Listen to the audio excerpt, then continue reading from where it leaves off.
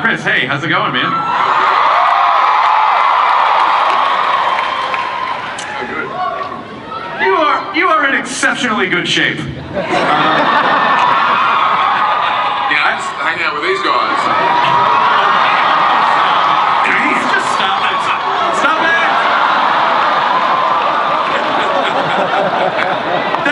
That arm is the size of my torso.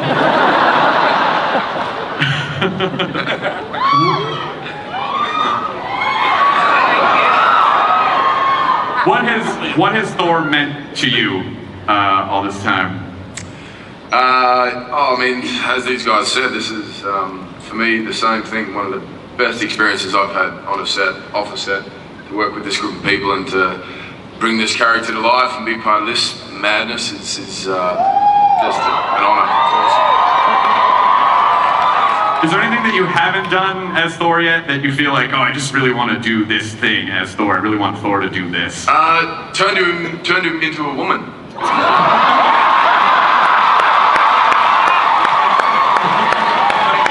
It's happening. Yeah, Great idea. Yeah. I don't want to speak too early and jinx it, but I think it could be my Oscar. It's gonna be a big transformation, but I'm willing to take it on. You can do it. Pause while everyone stops to picture you in a dress and then has a lot of feelings. You be an ugly chick, man, I gotta tell you. Be ugly. Nah, he's got that pretty girl hair. I think he'd be fine. I got a couple of nice wigs. Kobe Smulders also moving down.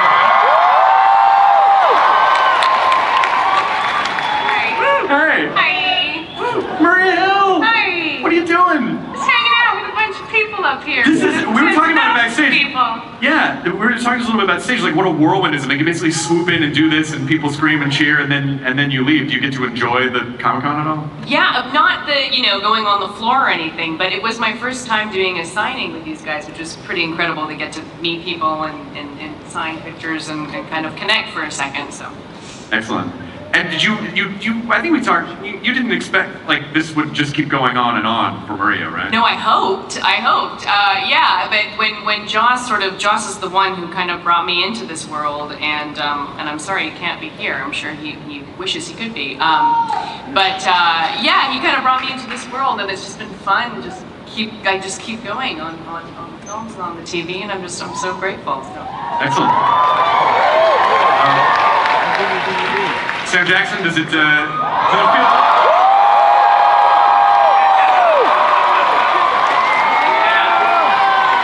can't hear the question. Please. Does it feel good to put the eye patch back on? Because I feel like last time we talked about it, you're like, I bump into stuff a lot because of my depth perception with the eye patch on.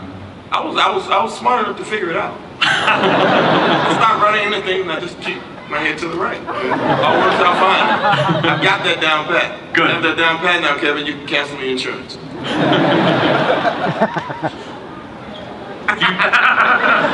Everybody's like, huh? So how do you feel? Like how do you think Nick Fury would react to this type of reception? Comic-Con is phenomenal. It's totally amazing. It's like every year, I've been coming here since like episode 1, Star Wars.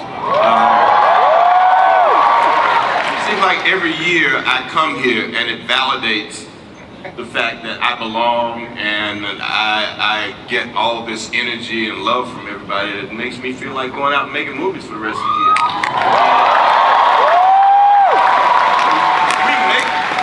We make movies because we want to entertain you guys, and I make movies because I want to see myself in them.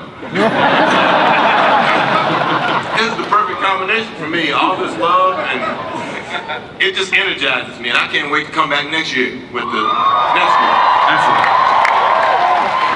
Now let's go over to Chris Evans.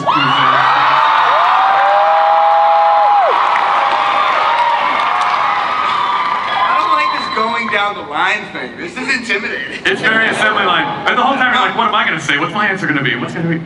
I heard a story that I wanted to confirm from you, and I don't know if it's true, but I heard that when you and Hemsworth first started working together, that you guys were like comparing like muscle rippage, and you're like, but how do you get this little piece right here? What? There's no comparison. I mean, come on. It's very difficult to stand next to him. He is Thor. It's not just a costume. He is an enormous. It's difficult to try and keep up.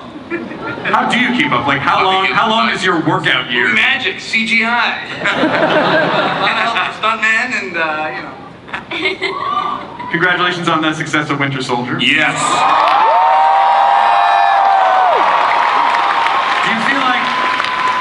Do you feel like at this point that that Cap is like fitting? Does he feel more acclimated to this world yet, or does he still feel a little isolated? Well, no, I think he's getting there. I think we're past, you know, he's not just, you know, amazed at cell phones and the internet. I mean, I think he's up to speed, but I think he's still looking for a place to belong. You know, he's for so long been a servant. You know, he fits in as a soldier. You know, he's used to kind of this chain of command. And since S.H.I.E.L.D.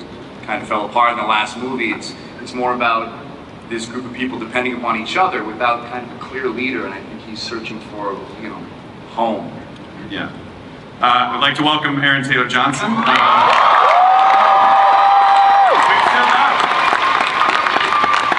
Who we just get a peek of a little bit. How's it felt coming into this established world with all these people who've been working together as the new guy? Yeah, you know, pretty overwhelming. And surreal, and you know, I was flattered to, you know, that Joss and the Marvel guys approached me for this, and you know, don't hesitate. You know, it's huge. You know, it's incredible to be a part of this gang, and great actors, and you know.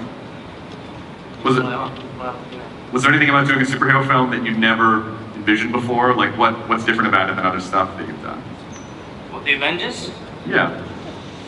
I think, you know, I mean, you know, it's just the characters. You have such a dynamic between, you know, the group, and I think, you know, what Joss did with the first one was it seemed like a mission completely impossible to do, but everyone had their moment and stood out. And you know, what's beautiful is you get these kind of characters in the same room and they bounce off each other. You know, there's banter and humor, and it's. And he has that tone where it can have a journey and be emotional and sad at moments, and you know, light-hearted and action-packed. It's, you know, I thoroughly enjoy all of the Marvel movies, and was so excited to be part of this one.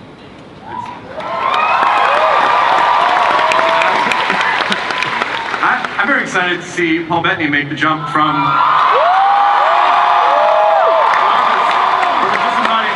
to a man on screen. Yeah, they're now going to make me work for my money. I used to turn up to a dark room for 45 minutes and get a bag of cash. and now I have to work. So how's that experience been for you? Everybody's been incredibly welcoming, and it's been, you know, it's the most, it's exciting for me. It's been the most exciting thing that's ever happened to my children.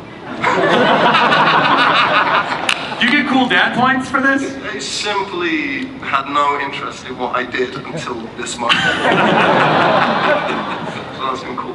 And now all the neighborhood kids are going to be turning up at your house and asking you to do the voice. And yeah, you know, I've had to keep this secret for 1.5 years and serve my kids, which is pretty impressive. You know, at school, that they just didn't breathe a word out of it. So. That you know of. That I know of, exactly. Welcome James Spader.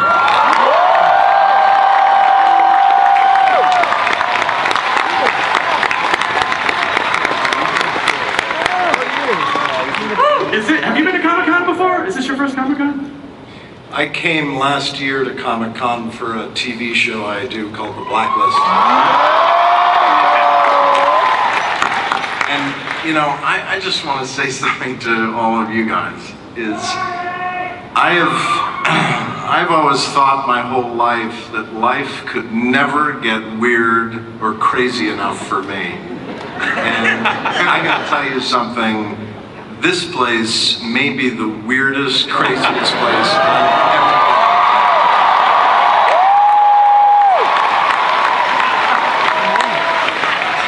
been. Congratulations. It's because of all of you guys, and so I thank you for that, because it is really fantastically crazy here. Just nuts. You should pat yourselves on the back, everyone, that you are now a part of James Spader's Weird Fever Dreams. So what can you say about Ultron and what is your approach to the role and kind of what you want to bring to it? I play an 8-foot robot in this movie. And it was I've always played humans up until now. And it was, shooting this film was as startling and surprising and challenging and exciting as coming here, truthfully, for the first time. Doing this film was everything was so entirely new. The process of making it, playing this character, all of the people, the world that I was entering, even the world that these movies inhabit, not just in terms of story and place and people and so on, but also just the part of the movie business that these movies inhabit is entirely new to me. And it was just unimaginably exciting. I mean, just unimaginably exciting. Also, welcome Elizabeth Olsen.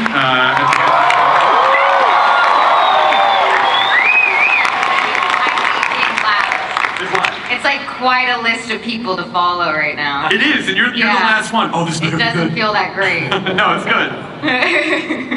And so you're the other new character on the block, so to speak, in terms of Scarlet Witch. And so, what has your experience been like coming into the group and being another the new gal? It's been awesome. I was first really intimidated by all of the people I was going to potentially work with, and then everyone was incredibly welcoming, and it's just been so much fun. And it's fun to bring a new element to the game. There's now magic, there's, you know, mutated people. What are you oohing at? I don't even get that. What did everyone ooh at for? Mutant's a bad word. Yeah, I know.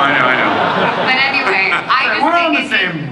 I think it ends up like adding something kind of epic to the fights, that there's just a new element. It's just not just, you know, awesome punching and I don't know, like now we get to do something different, and I think it brings up with where Marvel's going with their other films as well, and having it's just like the beginning. It kind of feels like just the beginning. When you're preparing a character that does all of the things that she does, is it any different than preparing if you're just playing a regular non-witch? Yes, I practice daily, just like staring at a pencil and trying to get it. Any luck? Any luck yet? Yeah, for hours. It's not working though? It's what? Is it working yet? You should see her do it. It's been pretty flying. Cool. I'm nailing it.